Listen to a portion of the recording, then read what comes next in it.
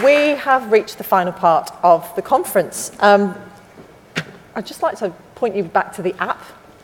And on the bottom right-hand corner of the app on the page, you will find a button where we would like you to leave your feedback about the conference. Good things, bad things, things that work, things that didn't quite work, maybe things that you'd like to see next year. Please, please fill it in. Be candid.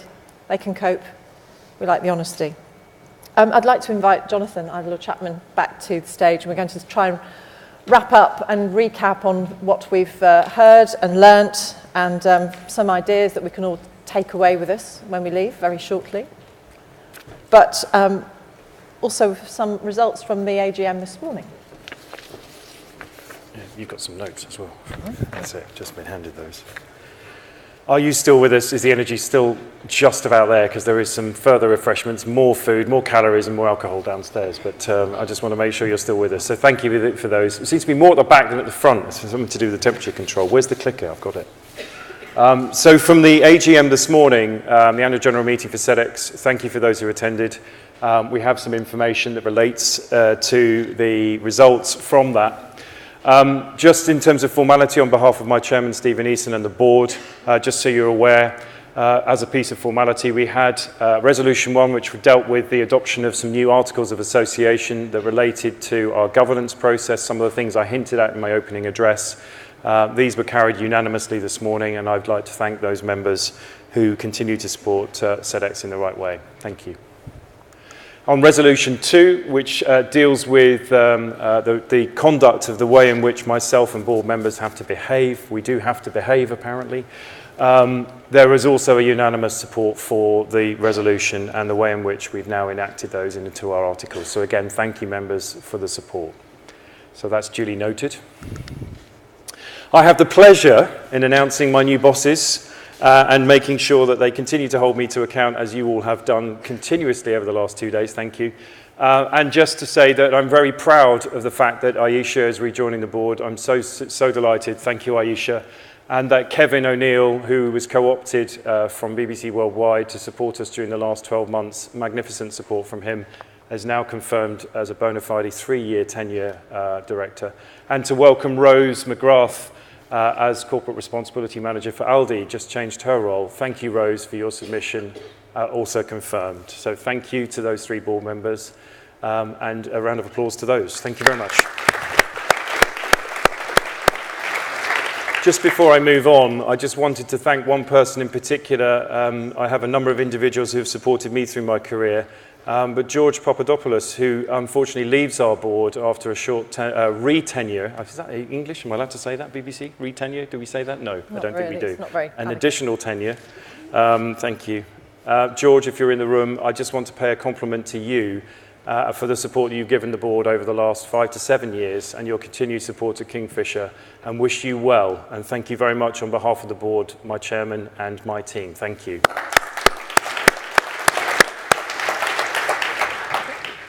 I've got one more. Oh, don't worry, we're nearly there. Don't worry, she's so impatient. It's funny. Just a really important submission. Just the success of the process that was run through the board this year. We had no end of challenges in terms of making sure that we run this process properly, transparently, and that we got to our membership across the world. We are delighted the fact that we operate in over 150 countries worldwide and represent our membership, over 50,000 members, as I said earlier. And it's a great testament to the process, my team and the board, in the way in which we brought forward a number of nominations. I'm very proud to announce that Saeed Kabir, the Head of Compliance and HR for Mohammedi Group Limited, has been duly appointed as our B member representative and joins the board. So congratulations to him. You're on. Am I? I've just been handed all this. I was supposed to digest. No, you don't. It's fine. I've got it all covered. Oh, it'll be all right. We saw the video. We know how it works. It's fine. Thank goodness. That's just too much. We're going to just try and this is lovely. And we have a Vedis to thank for this. We've seen how you handled this, so it's fine. We know you're capable, so I'll just take your lead. Okay, all right. We're just going to try and pick out some of the messages that really stuck with Jonathan and me over the last couple of days. And we had to start with the pig. Do you want to explain? Yes, no, you need to do it, but Avidas is actually here, so if you need to challenge him, you can do that. No. This was your bit. was talking in our first debate yesterday, and he came up with the fantastic saying, you don't fatten the pig by weighing it, which I take to mean that, audits are all very well, but you've actually got to put some stuff back in if you want to make some changes. It's okay to know how much the pig weighs, but if you want it to put any weight on, you need to sort of add to its diet. And this ties in, doesn't it, very much with this idea that audits have their place for some people, not all, but people recognise the need to go beyond that. Compliance, and also audit isn't dead for those of you in the room. We still have an element of due diligence, Marco, where you need to start somewhere, I think, and you acknowledge that even in the bottom left-hand corner. So just for the record, so we've got that. You've got the clicker. You've just hidden the clicker. You're in charge. They don't normally put me in charge of anything technological. This was the yeah, you take it. This came out of the session that Dr. Simon Lord was part of, which was the Oxford Star debate yesterday afternoon, and he said we shouldn't really be thinking about beyond compliance, but compliance and beyond, which made us think of Buzz Lightyear, which would be infinity, of course, but maybe we won't get that far today. Yes, actually Martine told me offline that she had a real penchant for Disney, Walt Disney animated cartoons, and in fact she grew up on them all the way through, and that her family too had them. And actually we shared this journey. I'm not going to take a poll on how many people have actually seen Buzz Lightyear, but I think that the theme around compliance and beyond, they're turning the tables around it. There is compliance at some level. I just want to reiterate that. You do have a conformist world. We talked about the finance industry this morning at the AGM, still is very heavily compliant and relies on due diligence. But it's important to remember at some point you have to weigh the pig. You have to start somewhere in order to gain traction to go away and leverage any of those additional beyond compliance topics. You're not going to do that from a standing start with nothing. You can't, because there's no reference point. So Buzz Lightyear has it beautifully summarised in terms of to compliance and beyond, Marco. Got it. Is that right? Do I click now? Moving on. This is you and the bolt cutters. Yeah, these are a couple of quotes that I came across the other day from Werner Herzog, the German filmmaker. And the first one was, he said, carry bolt cutters everywhere. And he's talking about trying to get that elusive shot, and he doesn't mind if he ends up in a police cell overnight as a consequence. I'm not condoning that at all, of course, but the idea is that if you want to break down some boundaries, you maybe have to sort of cut through them, and that's certainly been in evidence in the last 2 days, that people do feel a bit hamstrung by frameworks that everybody has accepted over many, many years that you need to adhere to, and the move seems to me to be away from all of that, that you want more freedom, you want more latitude, which is an uncomfortable place to be, which is where the bear comes in. Because Mr. Herzog also suggested that we have to get used to the bear behind us, which I take to mean that if you're pursuing something new, not everybody's going to like it. But you just have to get used to that position. You have to get used to the fact that not everyone will agree with you, but if you really believe in it, you'll keep going. So we had trust as one of the themes from Tom Smith yesterday around trust and taking some inspiration around what's ahead of you. We also had some themes around where some of that trust needs to go, and you heard that with Trevor Waldock and some of the themes this afternoon. Actually, our biggest single asset in all of our organisations, looking at all of you, and certainly in my organisation, is our people. You've heard that many times before in different contexts. The examples that you've seen is where, from a bottom-up point of view rather than top-down approach, there's an example of beyond compliance, where you start to see where individuals, the smallest, most insignificant role perhaps, in an organisation has the most empowering and impactful starting point in terms of the human journey inside your organisation. And I think Trevor gave us a really inspirational thought, backing up what Tom said yesterday morning in terms of the power of people and those two gardeners coming around and using the pen. Just a thought on that. This one's yours. This is mine. This came from a colleague of mine at work at the BBC who's an NUJ rep and who's very concerned about health and safety. And he questioned some of the decisions that get made sometimes about, why are you putting an ambulance at the bottom of the cliff when you should be putting a fence at the top? That doesn't go down very well. But I was reminded of this image because of something that Professor Steve Evans talked about. And he said that often compliance is just about stopping bad things from happening. And now we seem to be moving towards actually wanting to plan to make good things happen. So it's becoming a much more positive impetus than a negative one. Very much so. Here's a quote from Trevor yesterday, and as a leader of my own organisation, Daddy, as I was referred to, of Sedex, I thought this was really, really, really, really cute. I really enjoyed it. So leadership is simple, it's just not easy. I can tell you for a fact that's true. And also I think you would probably share that, all of you, in terms of your own organisations and your own roles. You're all managers, you're all representative of your organisations. What a very, very simple expression to summarise exactly what the day job's all about. Take that leadership, though, and transpose that into your organisation and take that down into the job that you do. If you take that mantra, just use that a little bit and spread the word, I think that becomes really powerful. And I think Martine, Karen also echoed that earlier on today in terms of the point I made earlier about workers having all the best ideas, bottom up. Actually, this sounds really normal inside, just away from our discipline in terms of this conference, but in all parts of our organisation, workers really do have some of the answers. Certainly my team do, as I've been seeing on my WhatsApp channel. Did I get that right? Yes, you did. Okay. And it came from the fact that Linda Amper, who Karen's working with in Ghana, was very wary of having worker groups in the first instance because she thought, well, it just means everyone's going to riot and go out and strike.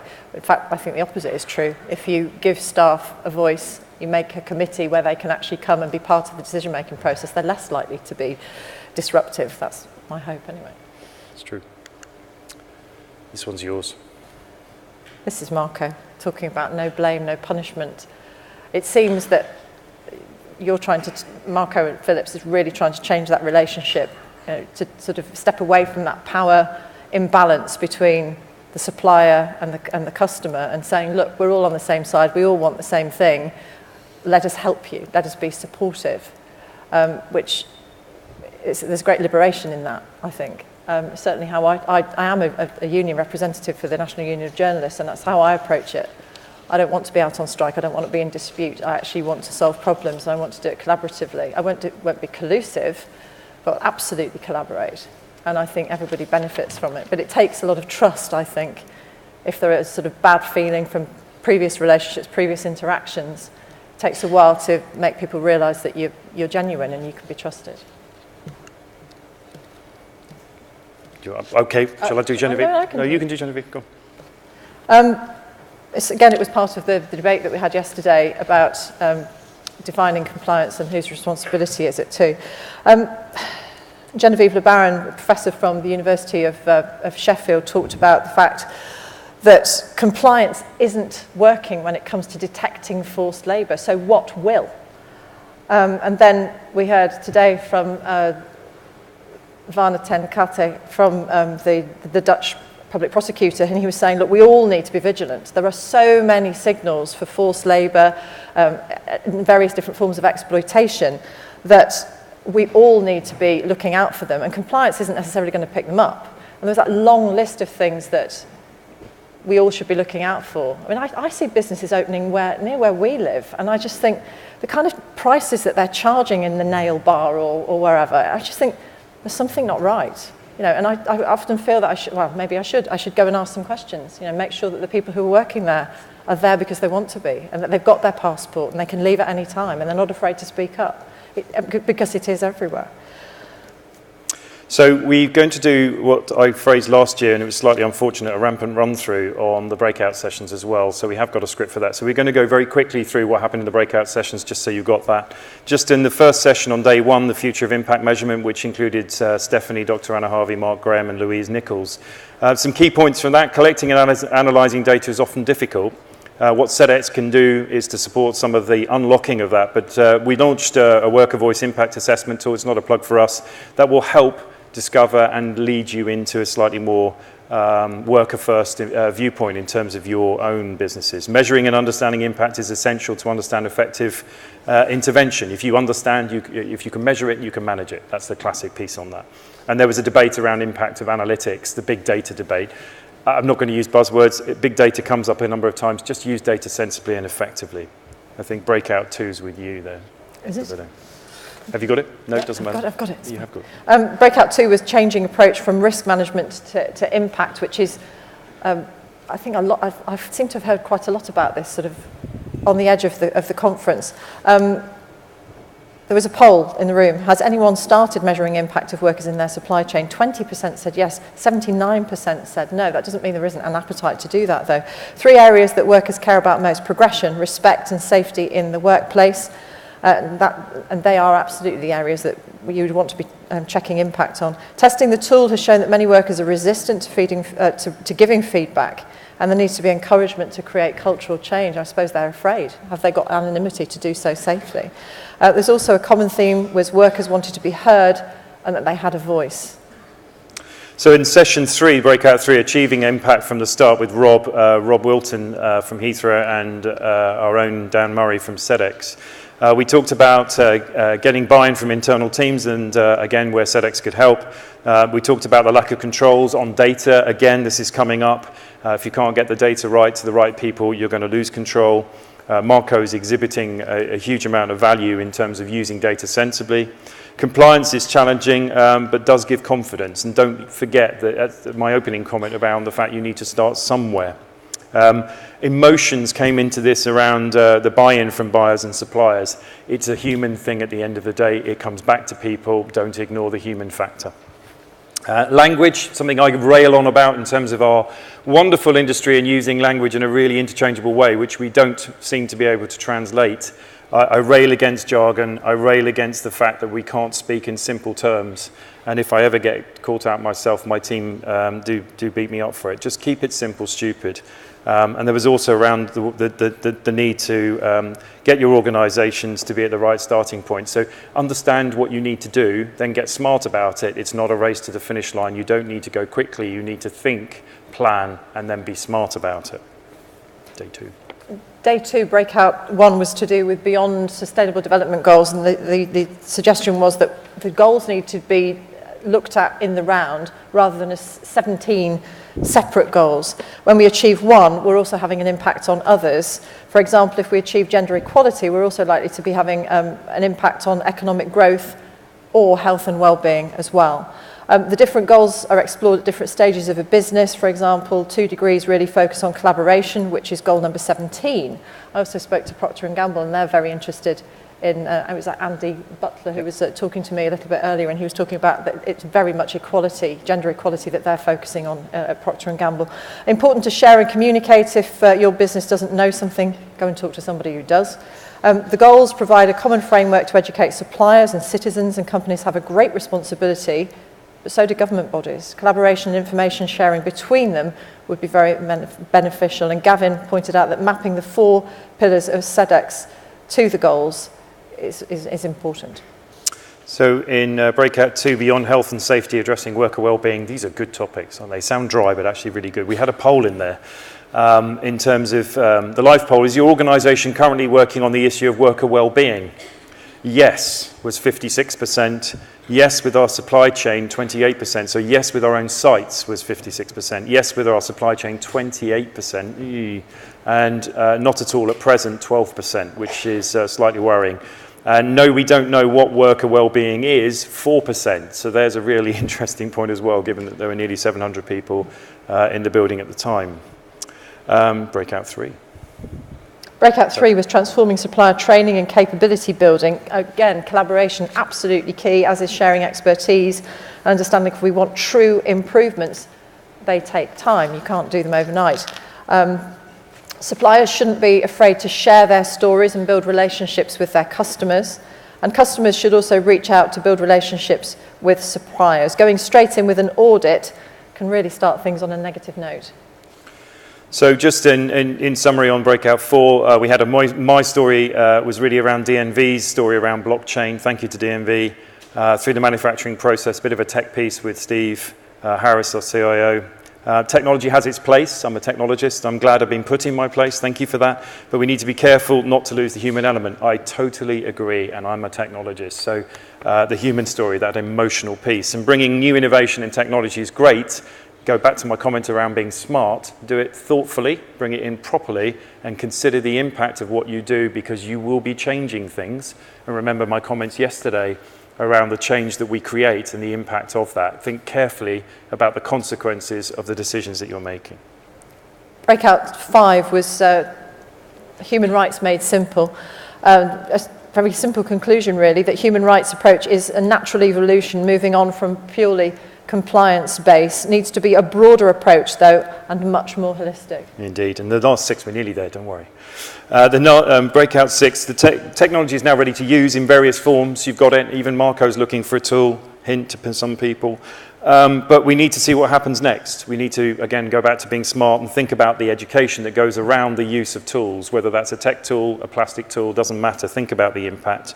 You do need to reach down into your supply chain a lot further, and I saw the theme around going beyond Tier 1, thinking about the repurposing of the due diligence, the audit process beyond Tier 1 down to 3, 4, 5, where your risks are right now, and thinking smarter about how you do that.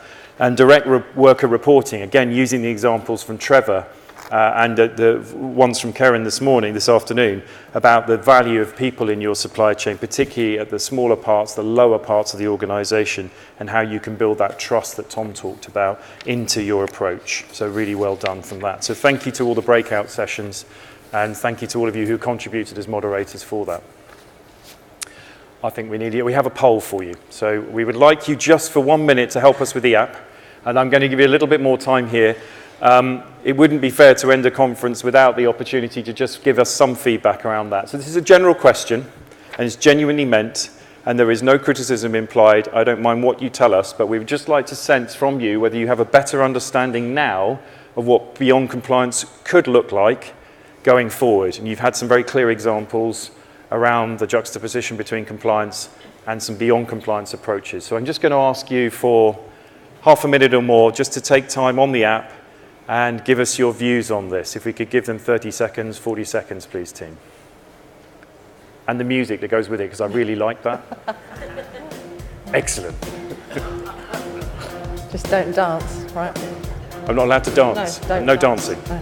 I was told by one of my team if I danced, I would win an award for some reason, but I'm not going to do it because I'm a professional. No. Oh, yeah. Now you tell us. Allegedly. Yeah, you're being asked to vote.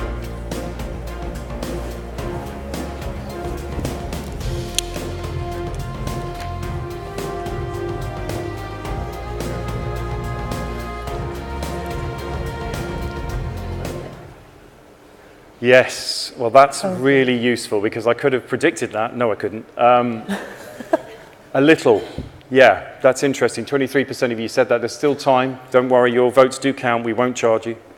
Somewhat. That's useful too because it means we started to make a difference, and I'm hugely encouraged by the fact that some of you felt a great deal, because that means we're doing something like that. If we take the somewhat and a great deal together, we've probably done something right in the last 2 days, which thank you, Marco, for the endorsement on that. So I think with that, I've come to the end of this bit of it. I think it's a wrap-up. Were you going to ask me something now? No. And no. If you have anything more to add, now is your opportunity. No, I don't. No, I'm fine. Good. So I think we're done on the formal part. So I do have, I think, Mark, are you ready for me? I do have something I do want to say as part of the goodbye. So where's Mark? Have we got him? He's just there. He's getting finished. That's fine. That's fantastic.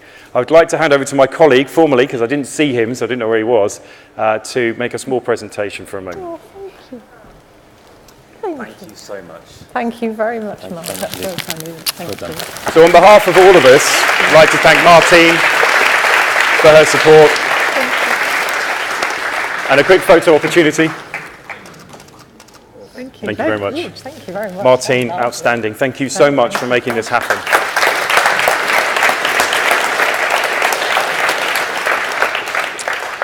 So we've come to the end of day 2. I really am so grateful to all of you for making the time, and thank you for taking some of the difficult conversations further. These were controversial times. I told you I was impatient at the start of yesterday.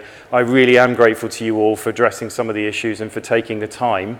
I appreciate it. It is a lot of time from you. As members, you get some benefits from us from time to time, and I hope this is one of those that you recognise. I look forward to welcoming you back, but on behalf of my board, my executive team, my management, and on behalf of Martine, I'd like to thank you all very much for joining us this year and look forward to seeing you all again in 2019. Thank you and goodbye.